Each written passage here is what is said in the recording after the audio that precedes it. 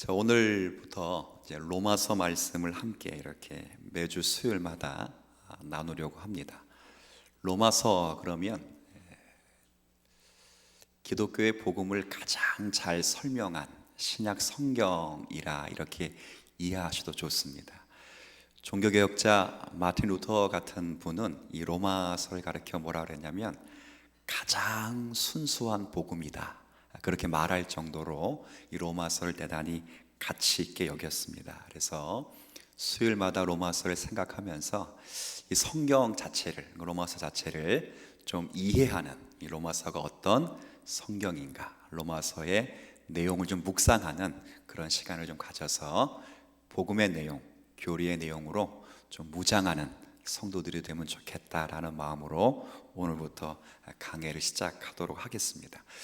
오늘은 첫 시간이기 때문에 제가 두 가지를 할 것입니다. 하나는 이 로마서의 서론, 그러니까 서론이라니까 좀 거창한데요, 제가 짧게 요약을 해서 이 편지를 쓰신 분, 편지를 받는 분, 편지를 왜 쓰셨는지, 편지의 주된 내용이 무엇인지 이런 걸 가리켜 서론이라 말해요. 이 서론하고 편지를 쓰고 계신 바울 선생님이 자신을 어떻게 소개하는지, 자기소개, 이 크게 두 가지를 함께 생각하면서 오늘 말씀을 좀 나누려고 합니다.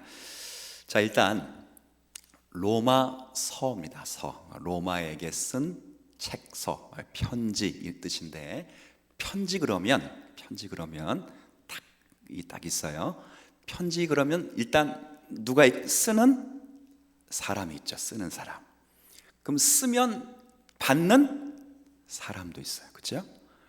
왜 썼는지도 있어요. 그 연애 편지면 사랑한다는 썼을 것이고, 만나자고 썼을 것이고, 군인 아저씨께 쓰는 거는 위문 편지. 저도 이제 중학교 때까지, 초등학교 때 위문 편지 썼는데 그런 식이죠. 그래서 오늘도 여기 보면 편지를 쓰시는 분, 편지를 받는 분, 그리고 편지의 주 내용이 어떤 것인가가 1장 안에 다 나와 있기 때문에 잠깐 제가 서론격으로 좀 소개할게요. 먼저 로마서를 쓰신 분은 누굴까라고 그럴 때 1장 1절 앞부분에 딱 명시를 해두고 있어요. 자, 1장 1절 앞부분, 예수 그리스도의 종 바울은. 자, 그러면 로마서라는 이 큰 편지를 쓰고 있는 분은 누구이라는 거죠? 바울입니다. 그렇죠, 바울. 언제 썼냐면 사도행전에 이제 아마 유출을 보면 3차 전도 여행 중에 사도 바울이 총 3번의 전도 여행을 다녀오는데, 그 3번째 전도 여행 중에 고린도 지역에 3개월 정도를 머물러요. 그 고린도 지역에서 머무는 3개월 동안에 로마에게 있는, 로마의 성도들에게 쓴 편지라 그렇게 이해하면 돼요. 그러니까 쓰신 분은 바울 선생님. 자, 그러면 받는 분이 있어야 돼. 근데 답은 여러분 로마서니까 다 알아요. 로마에게 쓴 편지니까 당연히 쓴 사람은 바울이라면 받는 분은 당연히 누가 되겠어요? 그렇죠? 로마 교회, 로마에 있는 성도들이겠죠. 1장 한번 7절 보세요. 자, 7절 제가 앞부분까지만 읽을게요. 누가 편지의 수신자인지, 로마에서 하나님의 사랑하심을 받고 성도로 부르심을 받은 모든 자에게. 이분들이 편지를 받아요. 바울 선생이 편지를 씁니다. 어디에 있는 성도들? 로마에 있는 성도들. 로마. 그렇죠? 자, 그런데 그분들은 어떤 분이라고요? 하나님의 성도로 부름받은, 사랑하심을 받아 무엇으로 부름받은 성도. 그렇죠. 이게 이제 딱 나와 있어요. 15절도 편지를 받는 분이 똑같이 언급되어 있어요. 15절. 자, 15절은 여러분이 한번 읽어주세요. 시작.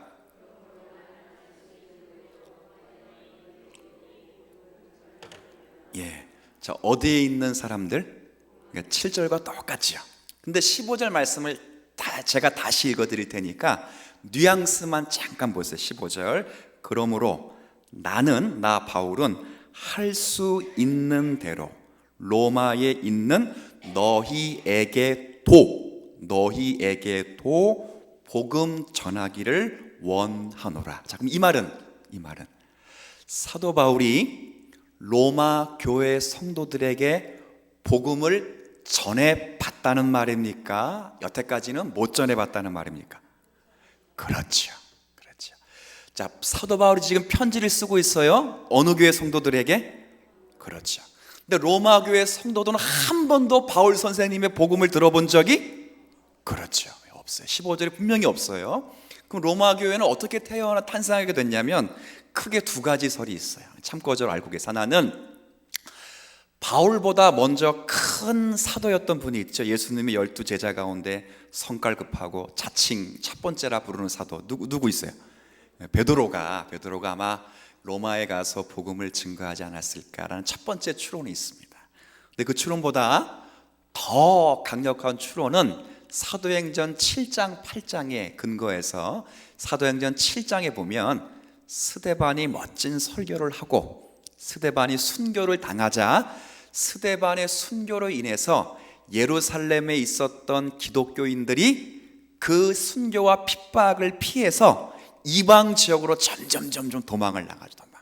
도망 다녀서 그냥 도망간 것이 아니라 도망간 지역에서 그분들이 뭘 또 전했겠어요? 그렇죠. 복음을 전해서 그 지역마다 생겨난 지역교회들이 참 많습니다. 지역교회.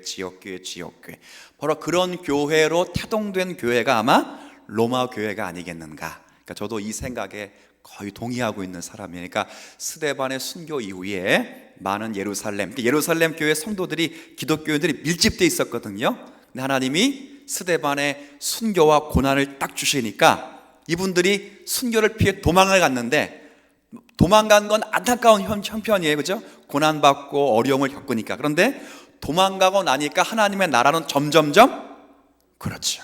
이게 이제 하나님의 역사예요. 그래서 이 로마 교회의 중요한 특징은 어떤 특징이냐면 지역상 로마니까 예루살렘을 기준으로 해서는 이방인 지역이 이방인. 그래서 이 로마 교회의 특징은 이스라엘 그러니까 유대인 사람도 있고 이방 사람들이 함께 어울려 있는 참 특이한 교회가 탄생하게 됩니다. 그래서 16절에 보면 참고적으로 16절 보세요. 내가 복음을 부끄러워하지 아니하노니 지금 이제 바울이 전하고자 하는 이 복음은 그다음 모든 믿는 자에게 구원을 주시는 하나님의 능력이 됨인데 먼저는 누구에게요? 유대인. 그리고 누구에게? 이방인. 그러니까 로마 교회는 이 두 이방인과 유대인들이 섞여 있다는 것을 확인해 줄 수 있는 그런 표현입니다. 자, 정리됐어요. 편지를 쓰신 분은 누구? 바울. 편지를 받고 있는 분은 누구? 로마 교회 성도. 이 교회의 중요한 특징은 이방인들과 그죠? 헬라인 같은 이방인들과 유대인들이 섞여 있어요. 그러니까 예수 그리스도의 복음에 대한 이해가 각각 다릅니다. 그러니까 이거에 대한 주된 논쟁을 교리적으로 잘 풀고 있는 게 뭐라고요? 로마서예요. 로마서. 그렇죠? 자, 그래서 로마서는 왜 썼냐면 편지를 쓰면 편지의 목적이 있어요. 연애 편지인지 위문 편지인지 다 여러분 한 번씩은 편지 써보셨죠? 어버이날이 되면 또 부모님에게 또 뭘 써요? 또 부모님께 카네이션 편지 쓰기도 하고 똑같습니다. 편지의 목적이 있어요. 왜 편지를 쓰려고 하는가? 사실 이 바울은 로마 교회를 사실 많이 방문해 보고 싶었습니다. 여러 번 방문하고 여러 번 방문하려고 했는데 그때마다 길이 막혀서 로마로 갈 수 없었던 형편입니다. 나중에 사도행전 뒷부분에 보면 가고 싶었는데 못 가고 가고 싶어 못 가다가 결국 어떻게 가요? 그렇죠. 하나님이 그렇게까지 가서 로마 교회에 가로 하시는 사도행전의 끝은 그래서 바울이 고대하는 어디로 들어간다? 그렇죠. 로마 감옥 호송돼서 결국 로마로 돌아간다. 이게 사도행전 끝이에요. 그리고 바로 그 다음 성경이 무슨 성경이에요? 로마서가 있다는 거예요. 이거 진짜 배열 자체도 참 이게 신묘막측해요. 분명히. 자, 여하튼 가고 싶은데 못 갔어요. 그래서 가고 싶은데 못 가서 그냥 가고 싶은 거 못 갔기 때문에 체념한 것이 아니라 가고 싶은 그 마음을 가지고 로마 교회 성도들에게 뭘 했다고요? 편지를 썼다는 거예요. 편지를 왜 썼는가? 그럴 때 11절. 자, 11절. 제가 11절은 읽어 드릴게요. 11절. 내가 너희 로마 교회 성도들을 보기를 간절히 원하는 것은, 그 앞부분에는 계속 가고 싶었다. 그 얘기하다가 11절, 내가 너희 보기를 간절히 원하는 것은 어떤 신령한 은사를 너희에게 나누어 주어, 같이 있습니다, 너희를 견고하게 하려 함이라. 자, 로마서를 쓴 주된 목적은 로마 교회 성도들을 뭐하게 하기 위해서? 견고하기 위해서. 이게 제일 중요해요. 로마에 섞여 있는 이방인 성도, 유대인 성도가 예수 그리스도에 대한 믿음과 하나님의 의에 대한 믿음으로 그 이해를 잘해서 어떻게 서도록? 견고하게. 근데 무엇을 나누어 주어 견고하게 한다 해서 무엇을? 여기 보면 신령한 은사. 이건 이제 오해하시면 안 돼요. 방언의 은사, 신유의 은사, 이런 은사를 주어서 견고한다는 것이 아니라 사도 바울이 가지고 있는 복음의 역할, 그러니까 내가 가지고 있는 이 신령한 복음의 내용을 너희들에게 딱 이렇게 전해 주어서, 로마 교회 성도들에게 나누어 주어서 로마 교회 성도들이 그 복음으로 어떻게 되기를 원한다? 견고해 되길 원한다.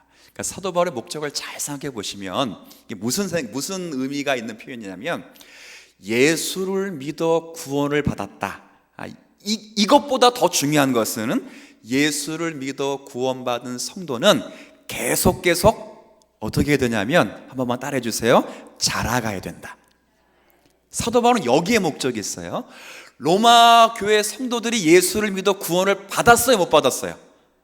그게 목적이라면 편지를 쓸 이유가 없죠. 근데 예수를 믿어 구원받는 것이 신자의 목적이 아닙니다. 사도 바울이 로마서, 기독교 교리와 복음에 가장 판명하게 해석하고 있는, 잘 설명하고 로마서를 쓴 이유는 예수 그리스도를 구원을 믿는다는 걸 가르쳐 주는 것이 아니라, 예수 그리스도를 믿어 구원을 얻었다면 예수 그리스도의 복음, 구원이 어떻게 우리에게 전해지게 되었는가 하는 하나님의 정의로운 그 뜻을 알기 위해서 편지를 쓰는 거예요. 견고하도록 하게 쓰는 거예요. 우리 신앙도 똑같아요. 뭐 천국 갔으면 됐지, 뭐 예수 믿으면 됐지, 구원받으면 됐지. 절대 안 돼요. 여러분들은 예수 그리스도가 다시 오실 그날까지, 아니면 여러분 스스로가 예수 그리스도를 개인적으로 만나시는 그날까지 날마다 자라가시는 여러분 되시기를 부탁드립니다. 자라가셔야 돼요. 말씀으로 견고함을 받으셔야 돼요. 하나님 말씀과 그 말씀을 묵상하고 읽고 암송하고 배우고 깨닫고 해서 날마다 그 말씀으로 자라가셔서 신앙이 굳건하셔야 돼요. 이걸 위해서 지금 사도 바울이 편지를 쓰고 있다, 이렇게 이해하면 좋겠어요. 자, 여기까지는 어렵지 않죠? 자, 그 다음 서론의 이제 마지막만 할게요. 뭐냐면, 그러면 로마서를 쓴 목적이 저들을 견고하라고 하는데, 그럼 주제가 뭘까? 주제는 좀 알고 가면 좋겠어요. 이것도 하나 제가 1장에 다 나와 있기 때문에 제가 좀 읽어 드릴게요. 17절. 자, 보세요. 17절. 자, 한번 제가 읽겠습니다. 복음에는 하나님의 뭐가 나타났어요? 의가 나타. 자, 지금 사도 바울은 로마 교회에게 복음을 전하려고 하는데, 이 복음에는 하나님의 뭐가 나타났다고요? 의. 이 하나님의 의, 하나님의 정의, 하나님의 오르심이 나타났다. 나타나서 어떻게 됐는가? 그 다음, 믿음으로 믿음에 이르게 하나니 기록된 바 오직 의인은 믿음으로 말미암아 살리라 함과 같다. 그러니까 하나님의 의가 나타난 결과가 오직 의인은, 그렇죠. 자, 그럼 딱 주제가 하나예요. 하나님의 의. 그렇죠. 자, 복음에는 뭐가 나타났어요? 그죠? 그럼 사도 바울 로마에 뭘 전하길 원하요? 복음을 전해, 예수 그리스도에 대해 증거하길 원하는데, 왜 그걸 증거해야 되냐면, 이 예수 그리스도 복음에는 하나님의 뭐가 나타났기 때문에 의. 그래서 로마서의 주된 핵심은 하나님의 의입니다. 하나님의 정의. 로마서 주된 내용은 이 설명을 하는 거예요. 이 설명. 그래서 이 하나님의 의가 1장부터 11장까지는 하나님의 의가 어떻게 나타나는가를 쭉 씁니다. 교리적으로. 그리고 12장부터 마지막 장까지는 그 하나님의 의로 인해서 예수 그리스도를 믿음으로 구원받는 우리들이 어떻게 믿음으로 살아가야 되는가, 그게 12장부터 마지막까지 딱 구별되어 있어요. 그러니까 주제는 딱 하나님의 뭐라고요? 의. 어렵지 않죠? 이건 이제 의가 뭐예요? 지금 설명할 거 아니에요. 11장까지 계속 설명해야 돼. 하나님의 의가 뭔지. 그러니까 지금 모른다고 해서 모르는 거 아니에요. 앞으로 배우게 될 것이니까 지금 모르기 때문에 귀 닫지 마시고, 일단 로마서의 큰 주제는 뭐라고요? 하나님의 의. 자, 그게 나타났어요. 그래서 1장부터 11장까지는 하나님의 의가 어떻게 나타나는가, 그리고 12장부터는 그 의가 나타나니까 의인은 결국 무엇으로 산다고요? 그래서 12장부터는 믿음으로, 그러니까 의인은 믿음으로 산다고 했는데, 믿음으로 사는 것이 어떤 삶인가, 이게 12장부터 쭉 설명하는 거예요. 제가 머리 좋아서 한 것이 아니라 신앙의 선배들이 이 주제와 구조를 잘 연구해서 세우는 것들이니까 신빙성이 있는 거예요. 만약에 제가 연구해서 한 거라면 아마 틀릴 확률이 99.9%일 텐데, 아마 이 내용들은 잘 연구된 이런 내용들이기 때문에 여러분이 그렇게 이해하시면 좋겠어요. 자, 정리합니다. 서론만. 자, 쓰신 분은 누구요? 바울. 이 편지를 받고 있는 대상은 누구? 예, 좋죠. 그렇습니다. 근데 로마 교회의 중요한 특징은 유다인과 이방인들이 섞여 있어요. 섞여 있다 보니까, 죄송합니다, 신파와 구파가 섞여 있어도 이게 조합이 잘 돼야 안 돼요. 여러분 잘 아시네요. 되게 잘 안 되듯이 유대인들과 이방인들이 섞여 있을 때 무슨 차이점이 가장 심하냐면 예수 그리스도에 대한 믿음의 차이점이 가장 심합니다. 그걸 이제 쭉 설명하게 될 거예요. 그 문제에 대해서 이제 앞으로 쭉 설명합니다. 그래서 이 편지를 써서 그들 유대인이든 이방인인들 믿음을 뭐하기 위해서? 견고하기 위해서. 그래서 그 주제를 하나님의 의로 쭉 설명해 주고 있다, 이렇게 이해하시면 됩니다. 자, 그 다음 오늘 한 가지 더 생각해야 될 것은 1절에 있는 사도 바울이 자기를 소개하는 이제 표현입니다. 우리 1절에 자, 이 편지를 쓰고 있는 사도 바울이 자신을 어떻게 소개하고 있는지 1장 1절 여러분 한번 같이 읽어주세요. 시작. 예수 그리스도의 종 바울은 사도로 부르심을 받아 하나님의 복음을 위하여 택정함을 입었으니. 자, 여기 보면 여러분들이 한번 1절 읽어보시고 사도 바울이 자신을 세 가지 형태로 소개하고 있습니다. 한번 다시 10초 드릴 테니까 한번 보시고 한번 쭉 보세요. 무엇인지. 예수 그리스도의 종 바울은 사도로 부르심을 받아 하나님의 복음을 위하여 택정함을 입었으니. 자, 첫 번째, 사도 바울은 자신을 예수 그리스도의 뭐로 소개하고 있어요? 종. 그렇죠. 첫 번째는 자기 소개는 예수 그리스도의 종이에요. 종을 조금 이제 다른 말로 표현하면 노예입니다. 노예. 이 말은 사도 바울의 주인이 계시는데 그 주인이 누구냐면 예수 그리스도라는 뜻이에요. 자, 예수 그리스도의 종 바울. 자, 간략하게만 할게요. 자, 그다음 또 바로 뒤에 보면 뭐라고 되어 있냐면 바울은 무엇으로 부름받았어요? 그렇죠. 첫 번째는 종, 두 번째는 사도. 이 사도라는 말은 보내심을 받았다는 거예요. 그러니까 자기가 자원을 했다거나 하나님 저 보내주세요 이렇게 자원을 했다거나 자기가 선택을 한 것이 아니라 하나님께로부터, 그러니까 그리스도로부터 보내심을 받았다. 자, 두 가지를 합쳐볼게요. 사도 바울은 예수 그리스도의, 그러니까 사도 바울은 그럼 누구 거예요? 그러니까 예수 그리스도의 종인 노예니까 그러면 누구의 것? 예수 그리스도의 것. 그렇죠. 예수 그리스도의 사도. 그럼 누가 바울을 보내셨다고요? 그렇죠.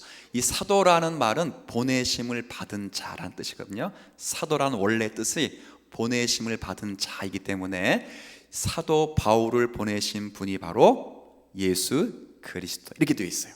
그 다음은 세 번째는 뭐라고 되어 있냐면 하나님의 복음을 위하여 뭘 입었다? 택함을 입었다. 그래서 자, 뭘 위해서?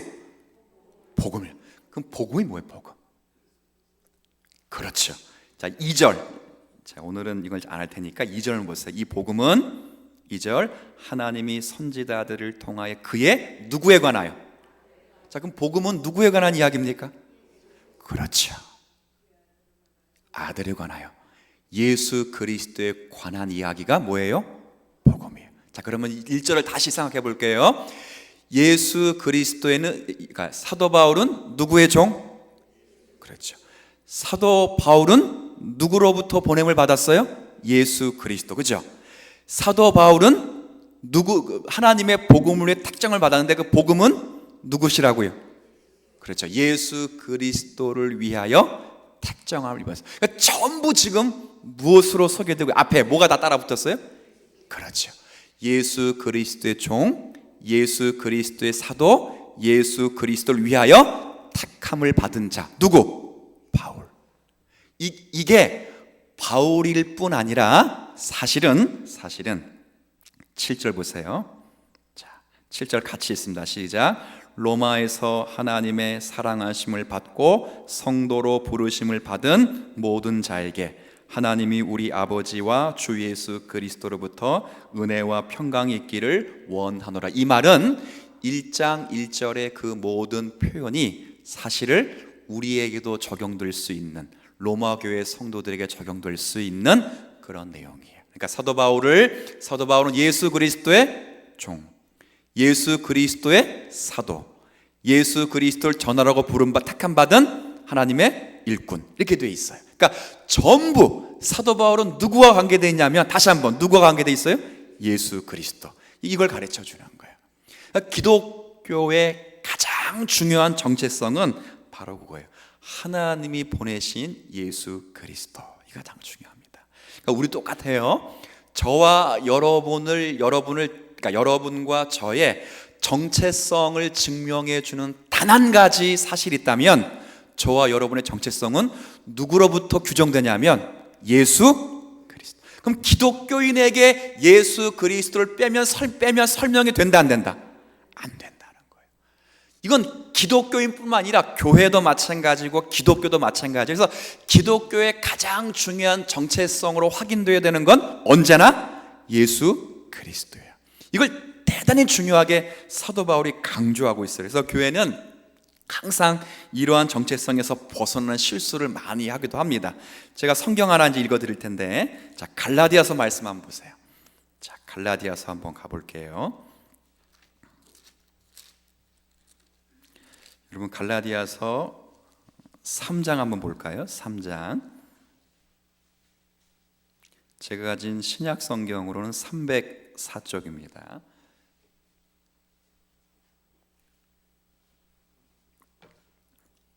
갈라디아서 3장, 자, 1절부터 3절까지만, 갈라디아서 3장 1절부터 3절까지 우리 함께 읽도록 하겠습니다. 어리석도다 갈라디아 사람들아, 예수 그리스도께서 십자가에 못 박히신 것이 너희 눈앞에 밝히 보이거늘 누가 너희를 꾀더냐? 내가 너희에게서 다만 이것을 알려 하노니, 너희가 성령을 받은 것이 율법의 행위로냐 혹은 듣고 믿음으로냐? 너희가 이같이 어리석으나 성령으로 시작하였다가 이제는 육체로 마치겠느냐? 아멘. 여기 우리가 그냥 이렇게 평범하게 글을 읽어서 그렇지만, 사실 사도 바울은 대단히 지금 흥분된 상태에 있습니다. 1절에 보면 어리석은 갈라디아 사람들아, 이렇게 지금 사도 바울은 갈라디아 성도들을 사실은 꾸짖고 있습니다. 이게 어리석도다 이렇게 되어 있지만 바보 같은 이 갈라디아 성도들아, 이렇게 꾸짖고 있어요. 왜 성도들에게 지금 분노하고 있냐면, 그러니까 저들이 분명 갈라디아 교회 성도들이 사도 바울이 볼 때는 잘못한 어떤 큰 행동을 했기 때문에 그래요. 제가 기독교와 교회와 성도의 정체성과 관련된 큰 실수를 지금 갈라디아 교회 성도들이 하고 있었기 때문에 그렇습니다. 그러니까 저들이 뭘 잘못했길래 그랬냐면, 딱 하나 쉽게 이 3장에서의 내용을 보면 딱 하나 잘못했는데, 그게 그리스도를 없애는 것과 똑같다고 지금 지적하는 거거든요. 뭘 잘못했냐면, 예수를 믿고 뭘 받으려고 했어요. 뭘 받으려고 했냐면 할례를 받으려고 한 것입니다. 그렇죠? 그러니까 이 갈라디아 성도들이 예수를 믿었어요. 그러니까 믿고 난 다음에 할례를 몸에 행하려고, 그러니까 할례를 받으려고 저들이 했습니다. 왜 그렇게 했냐면, 이제 갈라디아 교회가 이방 교회인데 유대인들이 이 이방 교회에 들어와서, 그러니까 유대인들은 예수를 믿었지만, 유대인 그리스도인들은 예수를 믿었지만, 예수 믿기 전에 사실 태어나서 제 8일째 몸에다 다 뭘 했을까요? 남자들은 할례를 했을 거 아니에요. 그러니까 이 이방인 기독교인들이 이렇게 말하는 거, 야, 예수 믿는 거 참 좋다. 예수 믿어 구원을 받을 수 있다. 그런데 예수 믿고 구원을 받았을지라도 너희들이 할례를 받으면 하나님이 너희들을 더 특별하게 사랑하실 것이다. 이렇게 이야기를 딱 했어요. 그러니까 뭐 여러분 볼 때는 별 얘기 아닐 수 있어요. 이 사람들도 별 얘기 아니에요. 왜냐하면 할례를 처음 받은 분이 누구예요? 그렇죠. 아브라함의 믿음의 조상이에요. 그래서 성경에도 있을 뿐 아니라 믿음의 조상들이 받았고 구약 백성들이 다 받아왔던 것이기 때문에 그것을 받는다고 해서 누가 뭐라 그럴 것인가? 그렇게 이야기하지 않을 것 같아서 그걸 받았어요. 근데 받으려고 했어요. 바울이 그걸 맹렬히 비난한 것입니다. 왜요? 오직 그리스도로만 은혜와 사랑과 구원이 있는데 거기에 무엇인가를 더해서 더 하나님 앞에 은혜와 사랑과 구원을 받을 수 있다고 생각하는 것 때문에 지금 사도 바울은 굉장히 흥분해 있는 것입니다. 지금 이 흥분을 생각을 잘 해보면 사도 바울은 지금 오직 누구로만 증거하기를 원하시냐면 예수 그리스도예요. 근데 저들은 예수 그리스도를 부인하는 게 아닙니다. 예수 그리스도를 믿지만 그러나 하나님 앞에 더 큰 사랑과 더 큰 은혜와 더 큰 구원을 얻기 위해서 예수 그리스도를 믿는 것에다가 무엇까지 더 하나 받겠다고요? 할례. 근데 바울이 책망하는 것입니다. 할례를 받는다는 것은 다시 여기 마지막 우리가 읽은 3절 말씀처럼 성령으로 시작하였다가 결국 육체로 마치게 되는 결과를 얻게 되는 것에 불과하다, 그 말이에요. 그러니까 할례를 받는 것이 하나님 앞에 더 큰 사랑을 받을 것처럼 생각을 하지만 사실은 예수 그리스도만으로 부족하다는 것을 표현하는 한 가지 표현 방법밖에는 안 된다. 기독교의 은혜와 구원과 하나님으로부터의 오는 사랑은 오직 딱 하나, 누구요? 그렇죠. 아까 사도 바울이 전부 종, 사도, 택함 전부 무엇과 관계, 누구와 관계되어 있었냐면 예수 그리스도. 이게 복음이라는 거예요. 근데 갈라디아 교회 성도들은 예수를 믿지만 거기에 하나님의 할례를 받으면 더 큰 사랑을 받겠지. 사도 바울은 아니라는 거예요. 무엇을 더해서 하나님께 은혜와 사랑과 구원을 받을 수 없다. 하나님의 은혜와 사랑과 구원은 오직 예수 그리스도 뿐이시다. 이 이야기를 하는 거예요. 이렇게 이야기할 수 있어요. 여러분이 예배드리고 기도를 하는데 여러분이 예배하고 기도하기 때문에 하나님이 여러분을 더 사랑하시는 것이 아니시라 사실은 하나님이 여러분을 사랑하시기 때문에 여러분의 예배와 기도를 받으시는 줄 믿으십시오. 이게 은혜. 그러니까 순서를 바꾸면 안 되죠. 여러분이 예배를 잘 드리고 기도를 잘했기 때문에 하나님이 여러분을 사랑하시거나 더 큰 은혜를 주시려고 하시는 것이 아니시라 하나님이 여러분을 사랑하셨기 때문에 여러분의 예배와 기도를 받으시는 것입니다. 이 순서를 바꾸시면 안 돼요. 근데 이 순서를 지금 누가 바꿨다고요? 갈라디아 교회 성도들이 끊임없이 바꿔놨어요. 그러니까 그래서 오죽했으면 사도 바울이 뭐라 말하냐면 너희들이 성령으로 시작했다가 결국 육체로 마치려고 하는. 이 말은 뭐예요? 성령, 은혜로 시작했다가 예수 그리스도로 시작했다가 결국 육체, 행위로 구원을 얻으려고 하느냐? 행위로 은혜를 따내려고 하느냐? 그럴 수 없다. 오직 우리는 예수 그리스도 한 분으로 족한 것이다. 그 이야기를 지금 계속하고 있다는 말이죠. 그러니까 얼마나 우리가 나 자신을 의지하지 않고 그리스도 한 분을 의지하며 살아가야 되는가? 그러니까 우리의 신앙의 싸움은 전부 그것으로 증명을 하셔야 돼요. 그러니까 내가 나를 의지하거나 나의 어떤 행위와 공로를 의지해서는 안 되고 아까 사도 바울이 전부 예수 그리스도로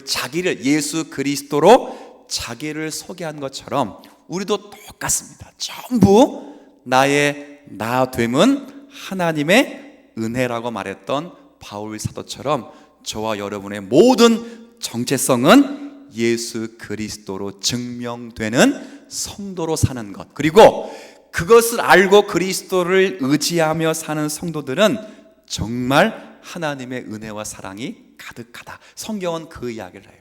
잠언서 말씀을, 전도서 말씀을 읽어보면 재밌는 표현 하나가 있습니다. 이게 무슨 표현이냐면 죽은 사자보다 살아있는 개가 훨씬 낫다, 이렇게 되어 있어요. 그 사자 이빨이 얼마나 무섭습니까? 그런데 사자 이빨이 아무리 날카로워도 사자가 죽어 있으면 똥개보다도 못하죠. 그러지 않겠어요? 똥개는 그래도 뭐는 해요? 짖기라도 하죠. 근데 이빨은 그만큼 없어요. 근데 사자는 이빨은 아주 날카로워요. 근데 죽어 있으면 아무것도 못하죠. 똑같습니다. 예수 그리스도를 믿고 있는 노예가 예수 그리스도를 믿지 않는 황제보다 훨씬 가치가 있습니다. 왜요? 노예에게서는 예수 그리스도 때문에 생명과 진리가 나오기 때문이다, 그거예요. 황제에게는 아무리 돈이 많고 권력이 많고 재산이 많고 정치적 힘이 있을지라도 그에게는 예수 그리스도가 없기 때문에 생명과 진리가 나올 수가 없기 때문에 바울이 말하는 것이 그겁니다. 예수 그리스도로 자신을 증명하였듯이 우리가 예수 그리스도로 자신을 증명할 수 있는 성도라는 것을 아는 것 자체, 그리고 전부 그리스도를 의지할 수 있도록 저와 여러분이 의식과 우리의 삶이 변화되고 그분을 붙잡을 수 있는 성도가 될 수만 있다면 우리는 사도 바울이 말한 것처럼 가치 있고 생명 있는 하나님의 은혜와 기쁨의 성도라는 것이 오늘 본문의 말씀인 줄 아시고, 오늘 사도 바울처럼 여러분도 예수 그리스도의 종이요, 예수 그리스도로부터 보내심을 받은 자요, 예수 그리스도를 알도록 택함 받은 자들인 줄 아시고 예수 그리스도로 자신을 확인하는 그런 성도들 되실 수 있는 오늘의 말씀 되시기를 주님의 이름으로 부탁을 드리겠습니다. 하나님 아버지, 우리는 그리스도 안에서 영혼을 바라보며 또 그분 안에서 생명과 진리를 따라 살아가는 성도들입니다. 사도 바울이 자신을 소개할 때 그리스도로 자신을 소개했던 것처럼 자신의 정체성과 자신의 인식을 오직 예수 그리스도로 전하셨던 것처럼 우리 또한 이 세상에서 예수 그리스도로 자신을 아는 성도들이 될 수 있도록 은혜를 더하여 주옵소서.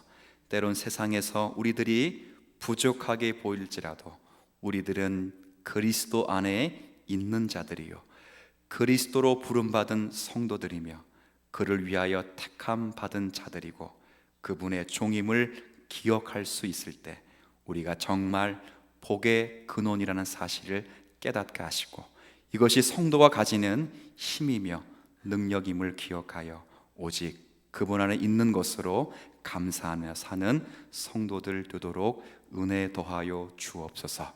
남은 또 3일 동안도 주님과 함께 연합된 성도로 살아갑니다. 우리의 실력, 우리의 능력이 아니라 우리가 그리스도와 함께 있기 때문에 이 세상에서 복되고 빛이 나는 성도인 줄 믿고 오직 그분을 의지하는 것으로 우리의 신앙의 귀한 또 믿음을 전진해 갈 수 있도록 우리 모두를 축복하여 주옵소서. 감사드리며 예수님의 이름으로 기도 올립니다. 아멘.